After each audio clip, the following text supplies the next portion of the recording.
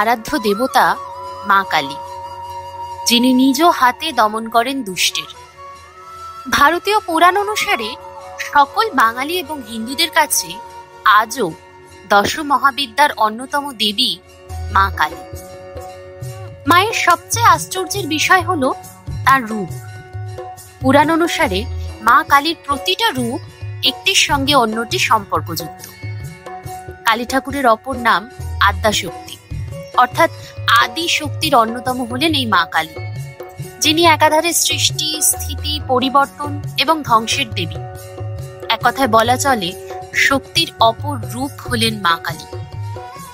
বিশেষত তন্ত্রবিদ্যার ক্ষেত্রে অন্যতম গুরুত্বপূর্ণ ভূমিকা নিয়ে থাকেন। প্রতি বছর দুর্গাপুজোর পরে বাঙালিদের কাছে অন্যতম এই কালী পুজো। মূলত শক্তির এই দেবীর অস্ত্র হিসেবে থাকে খড়গ এবং বাহন হিসেবে থাকে শিয়াল। যদিও এই বিষয়েও পুরাণে রয়েছে একাধিক মতভেদ। তন্ত্র সাহিত্য অনুসারে মা কালীর বেশ কিছু রূপের বর্ণনা পাওয়া যায়। তবে কেবলমাত্র পুরাণই নয়, সঙ্গীতেও কিন্তু যথেষ্ট গুরুত্বপূর্ণ ভূমিকা রয়েছে শ্যামা সঙ্গীতে। আর এই সঙ্গীতের মাধ্যমেই বোঝা যায় মা কালীর অপার মহিমা। পুরাণ এবং তন্ত্র সাহিত্য অনুসারে মা কালীর একাধিক রূপের বর্ণনা পাওয়া যায়। তন্ত্রবিদ্যা অনুসারে মা কালীর যে সকল রূপের বর্ণনা পাওয়া যায় তা হল দক্ষিণা কালী, মহাকালী, শ্মশান কালী, ভদ্রকালী, সিদ্ধকালী, আদ্যাকালী, চামুণ্ডা কালী প্রমুখ। পাশাপাশি একাধিক মন্দিরে ব্রহ্মময়ী, ভবতারিণী, আনন্দময়ী, করুণাময়ী সহ একাধিক নামে মা কালীর পুজো হয়ে থাকে। তবে সবের মধ্যে দক্ষিণা কালীর বিগ্রহ সব থেকে বেশি পুজো করা হয়ে থাকে। এই দক্ষিণা কালী মূর্তি স্বাভাবিকভাবে চতুর্ভুজ হয়ে থাকে। তার চার হাতে খড়গ, অসুরের ছিন্ন মুন্ড, বড় এবং অভয় মুদ্রা রয়েছে।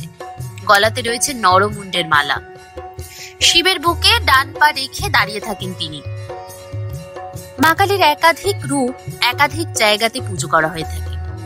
কথিত আছে আগেকার দিনের ডাকাতেরা ডাকাতি করতে যাওয়ার আগেও মা কালীর পুজো করতেন। অর্থাৎ সমাজের সর্বস্তরের মানুষের কাছে মা কিন্তু সমানভাবে পূজিত হয়ে থাকেন। মা কালীর একাধিক রূপের মধ্যে অন্যতম হলো দক্ষিণা কালী। প্রচলিত ভাষাতে এই মূর্তিকে শ্যামা কালী বলা হয়ে থাকে। তাত্ত্বিক মতে দক্ষিণ দিকের অধিপতি যম যে কালীর ভয়ে পলায়ন করেন তিনিই হলেন দক্ষিণা কালী। এছাড়া রয়েছে সিদ্ধকালী মা। এটি একটি অখ্যাত রূপ। সাধারণত গৃহস্থের বাড়িতে সিদ্ধকালী পুজো হয় না। ইনি মূলত সিদ্ধ সাধকদের কাছে গুরুত্ব পান। কালী তন্ত্র অনুসারে তাকে দ্বিভুজা রূপে কল্পনা করা হয়েছে। দেবীর পরবর্তী রূপ গুহাকালী, সাধকদের আরাধ্য দেবী। তিনি অট্টহাস্যকারিণী, মহাভীমা ও সাধকের অভীষ্ট ফলপ্রদায়িনী। তন্ত্রমতে মহাকালী পঞ্চবক্ত্রা এবং পঞ্চদশ নয়না। তবে শ্রী শ্রী চণ্ডীতে তাকে আদ্যাশক্তি, দশভুজা, দশপাদা এবং দশবক্ত্রা রূপে কল্পনা করা হয়েছে। ইনি সাধন পর্বে ভক্তকে উৎকট ভীতি প্রদর্শন করলেও অন্তে তাকে রূপ, সৌভাগ্য, কান্তি ও শ্রী দান করে থাকেন। এছাড়া রয়েছে দেবীর অন্য আরো অনেক রূপ। ভদ্র শব্দের অর্থ কল্যাণ এবং কাল শব্দের অর্থ শেষ সময়। যিনি মৃত্যুর সময় জীবের মঙ্গল বিধান করে থাকেন তিনিই হলেন ভদ্রকালী। চামুণ্ডা কালী বা চামুণ্ডা ভক্ত এবং সাধকদের কাছে মা কালীর একটি প্রসিদ্ধ রূপ। পুরাণ মতে চণ্ড এবং মুন্ড নামক দুই অসুর বধের সময়ে দেবী দুর্গার থেকে তার সৃষ্টি হয়ে থাকে। মা কালীর অন্যতম আরো একটি রূপ হলো শ্মশান কালী। এই রূপের পূজা শ্মশান ঘাটে হয়ে থাকে। তন্ত্র সাধকদের মতে শ্মশানে এই দেবীর পুজো করলে দ্রুত সিদ্ধ হওয়া যায়। কাপালিকেরা তন্ত্র সাধনার সময় এই দেবীর পুজো করতেন বলেও জানা যায়। পুরাণ মতে মা কালী দেবীদের মধ্যে অন্যতম। তার পুজো সব জায়গাতে হয়ে থাকে।